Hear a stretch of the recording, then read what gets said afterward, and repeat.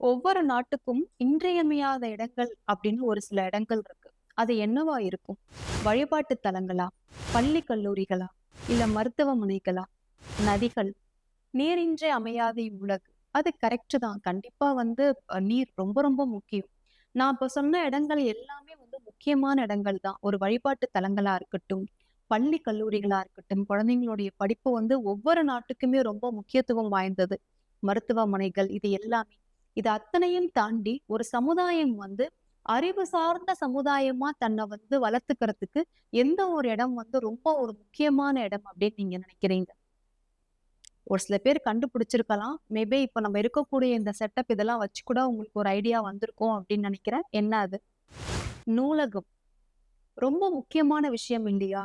ஒவ்வொரு நாட்டுக்குமே நூலகம் அப்படிங்கிறது ரொம்ப ஒரு முக்கியமான விஷயம். ஒரு சமுதாயம் தன்னை வந்து அறிவு சார்ந்த சமுதாயமா வளர்த்துக்கிறதுக்கு அந்த நாட்டுல இருக்கக்கூடிய பெண்கள், இளைஞர்கள், குழந்தைகள் எல்லாருமே தன்னை வந்து மேம்படுத்திக்கிறதுக்கும் நூலகம் அப்படிங்கிறது ரொம்ப ஒரு முக்கியமான விஷயம்.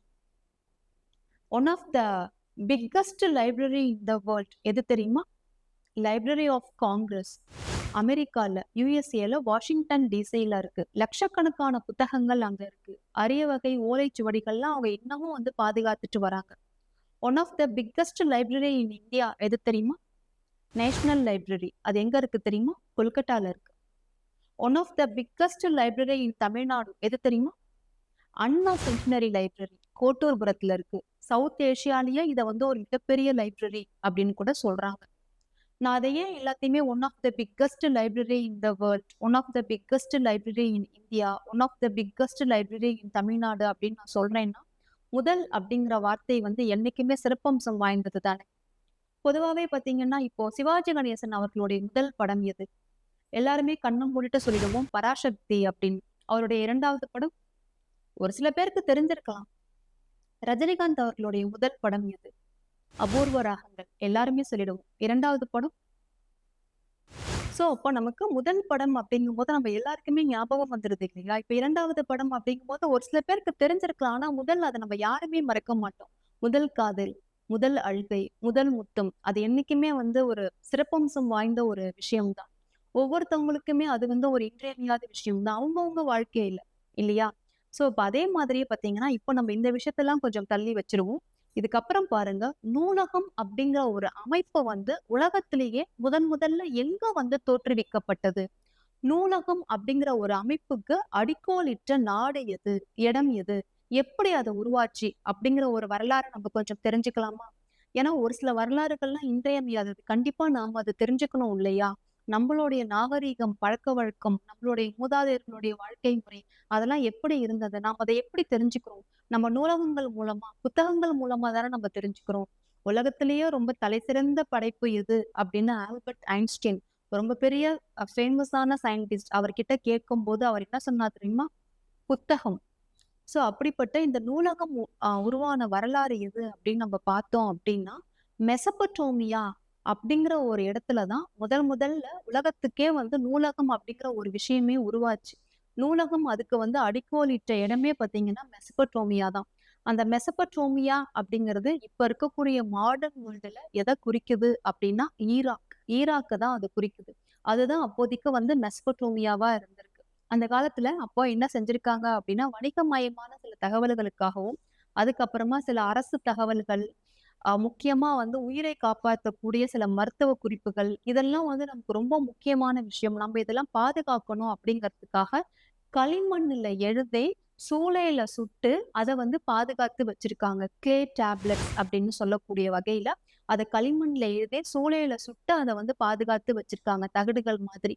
அப்ப அதே மாரி நெறைய இடங்கள்ல அதே மாரி அந்த நாட்ல வந்து களிமண்ல சுட்டு சேர்த்து வச்ச தகடுகள்லாம் ஒரு 30,000 கிட்ட வந்ததுக்கு அப்புறமா, இத வந்து ஒரு நூலகமா ஒரே இடத்துல ஒண்ணா காட்சிப்படுத்தலாம். இத ஒண்ணா வைக்கலாம் அப்படின்னு சொல்லி, நினேவே அப்படிங்கிற ஒரு இடத்துல இன்னைக்கும் பார்த்தீங்கன்னா, ஈராக்ல மாடர்ன் வேர்ல்ட் இப்ப நம்ம சொல்லக்கூடிய நாடு அது எது அப்படின்னு பார்த்தீங்கன்னா, மெசபடோமியா அப்படிங்கிறது ஈராக்.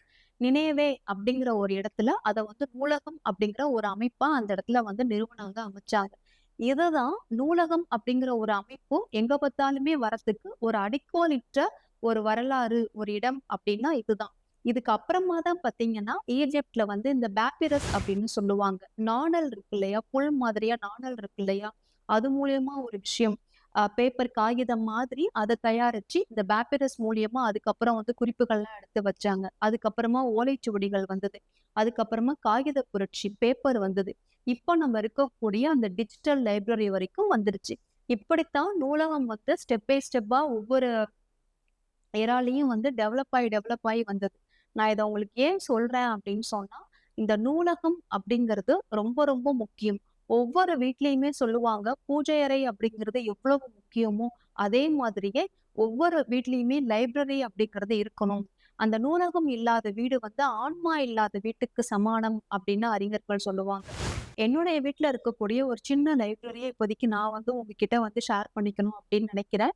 ஜஸ்ட் ஒரு லைப்ரரி கபோர்ட் தான். நான் இது ரீசென்ட்டா தான் நான் வாங்குனேன். அதுக்கு முன்னாடி நான் வந்துட்டு என்னுடைய நார்மல் கபோர்ட்ல தான் அடுக்கி வச்சுட்டு இருந்தேன். இப்போ நான் இத வாங்குனதுக்கு அப்புறமா நான் இத வந்து அப்படியே ஸ்ப்ளிட் பண்ணிட்டேன். Motivational books, spoken English, grammar books, கதை நேரம்னு ஒரு சேனல் பண்ணிட்டு இருக்கோம் இல்லையா? அதுக்கு தேவைப்படக்கூடிய கதை புத்தகங்கள். அதுக்கப்புறமா பார்த்தீங்கன்னா, எனக்கு ஆட்டோபயோகிராஃபி எனக்கு ரொம்ப பிடிக்கும். ஆட்டோபயோகிராஃபிஸ், மோட்டிவேஷனல் ஸ்பீச்சஸ் உள்ள புத்தகங்கள். அதே மாரி நான் ஃபுல்லாவே செக்ரிகேட் பண்ணி இப்படித்தான் நான் வச்சிருக்கேன். இத நான் உங்களுக்கு ஏன் சொல்றேன் அப்படின்னு சொன்னா, குழந்தைங்களுக்கு கொஞ்சம் புக்ஸ் படிக்கிற ஹேபிட்ட நீங்க வந்து கொஞ்சம் வளர்த்து விடுங்க. ஒரு விஷயம் சொல்லுவாங்க, குழந்தைங்க வந்து எப்போதுமே வந்து நம்ம சொல்றத கேட்டு வளரல, நம்மள பார்த்து தான் அவங்க வளர்றாங்க அப்படின்னு சொல்லிட்டு. நீங்க நூலகங்களுக்கு போற பழக்கத்த ஏற்படுத்திக்கோங்க. போகும்போது உங்க குழந்தைங்களையும் அழைச்சுட்டு போங்க. உங்ககிட்டேருந்து அவங்க இந்த ஹேபிட்ட கத்துக்கட்டும். நான் வந்து நம்மளுடைய சேனல்ல வந்து அடிக்கடி சொல்லுவேன். ஸ்போக்கன் இங்கிலீஷ நீங்க வந்து டெவலப் பண்ணிக்கணும் அப்படின்னு சொன்னா, கிட்ஸ் ஸ்டோரீஸ்லாம் வாங்கி படிங்க. அதே மாரி ஸ்டோரி புக்ஸ் எல்லாம் வாங்கும்போது பார்த்தீங்கன்னா, இதே மாதிரி பிக்டோரியல் ரெப்ரசன்டேஷனா இருக்கணும். நெறைய வந்து படங்கள் இருக்கணும். தெரியுதா? இப்போ அந்த புக் உங்களுக்கு தெரியுதா? இப்ப பார்த்தீங்கன்னா, எ கிறிஸ்மஸ் கிஃப்ட் அப்படின்னு ஒரு புக்கு. இந்த ஸ்டோரியோட பேருமே அதுதான். ஆ ஒரு 4 லைன், 6 லைன் தான் இருக்கு. அது கீழ பார்த்தீங்கன்னா, உங்களுக்கு பிக்சர்ஸ் தான் இருக்கு. இதே மாரி நீங்க படிக்கும்போது என்ன ஆகும் அப்படின்னு சொன்னா, உங்களுக்கு ஒரு ஃபுல் புக் படிச்சு முடிச்ச ஒரு திருப்தி இருக்கும். அதே சமயத்துல ஓகே நம்ம ஒரு சில விஷயங்கள் கத்துக்கிட்டோம் அப்படிங்கிற ஒரு சாட்டிஸ்ஃபேக்ஷனும் இருக்கும். எடுத்த உடனே வந்து இதே மாரி ஒரு ஸ்டோரி புக்ஸ் எல்லாம் நீங்க வந்து படிக்க ஆரம்பிச்சீங்க அப்படின்னா, உங்களுடைய ஃப்ளூயன்சிக்கு அது வந்து ரொம்பவே சப்போர்ட் பண்ணும். நான் இந்த வீடியோ வந்து மெயினா போட்டதுக்கான ரீசன் வந்து லைப்ரரியோடைய ஹிஸ்டரி நாம தெரிஞ்சுக்கணும். அதே மாரி புத்தக வாசிப்பு எந்த அளவுக்கு இன்றியமையாததுங்கிறதையும் நீங்க தெரிஞ்சுக்கணும் அப்படிங்கிறதுக்காக தான், அண்ணா சென்டினரி லைப்ரரி மாதிரியே மதுரையிலயும் வந்து ஒரு மிகப்பெரிய லைப்ரரி இருக்கு அப்படின்னு நான் கேள்விப்பட்டேன். நான் YouTubeல எல்லாமே பார்த்தேன். எத்தன பேர் அங்க இருக்கிற லைப்ரரிக்கு போனீங்க அப்படிங்கிறத எனக்கு காமெண்ட்ல சொல்லுங்க. அந்த லைப்ரரி எப்படி இருக்கு அப்படிங்கிறதையும் எனக்கு சொல்லுங்க. நான் ஜஸ்ட் ஒரு எக்ஸாம்பிள்க்கு இந்த புக் ரீடிங் வந்து உங்களுக்கு எந்த அளவுக்கு யூஸ்ஃபுல்லா இருக்கு, உங்களுடைய ஃப்ளூயன்சிய வளர்த்துக்கிறதுக்குங்கிறதுக்கு நான் உங்களுக்கு காமிக்கிறேன். இப்ப பாருங்க. Sophia and Ava were twin sisters. சோஃபியாவும், ஆவாவும் ட்வின் சிஸ்டர்ஸா இருந்தார்கள். They were born just a few minutes apart. 2 பேருமே வந்து ஒரு குறைச்ச இடைவேளையில வந்து பிறந்தார்கள். When they were babies everyone thought they would love each other too much. அவங்க குழந்தைங்களா இருந்தப்போ எல்லாருமே என்ன நினைச்சாங்க அப்படின்னா, ஒருத்தர் ஒருத்தர் வந்து ரொம்ப நேசிப்பாங்க அப்படின்னு நினைச்சாங்க. இப்ப பாருங்க. When there babies everyone thought they would love each other too much. ஒரு அழகான சென்டென்ஸ எவ்வளோ ஈஸியா அவங்க குடுத்துருக்காங்க பாருங்க. However as the girls grew things turned very different. ஆனா அந்த குழந்தைங்க இருந்த போதிலும், அந்த குழந்தைங்க வளர்ந்ததுக்கு அப்புறமா ஆனா என்ன ஆச்சுன்னா, இது எல்லாமே வந்து வேறு விதமா இருந்தது. இந்த ஒரு பேராகிராஃப்லயே உங்களுக்கு எவ்ளோ இன்ஃபர்மேஷன் கிடைச்சிருக்கு பாருங்க. இதே மாரி இருக்கக்கூடிய ஸ்டோரி புக்ஸ நீங்க அகைன் அகைன் ரிப்பீட் பண்ணும்போது என்ன ஆகும் அப்படின்னு சொன்னா, உங்களுக்கு புரியாத கதைகள் கூட புரிய ஆரம்பிக்கும் இந்த படங்கள் பார்க்கும்போது. ஆரம்பத்துல நீங்க இதே மாரி பண்ணீங்க அப்படின்னா, புக்ஸ் ரீடிங் ஹேபிட்டும் உங்களுக்கு டெவலப் ஆகும். உங்களுடைய இங்கிலீஷ் நாலேட்ஜையும் நீங்க டெவலப் பண்ணிக்கலாம். நெக்ஸ்ட் நம்ம வழக்கம் போல ஒரு ஸ்போக்கன் இங்கிலீஷ் வீடியோ பார்க்கலாம். Thank you.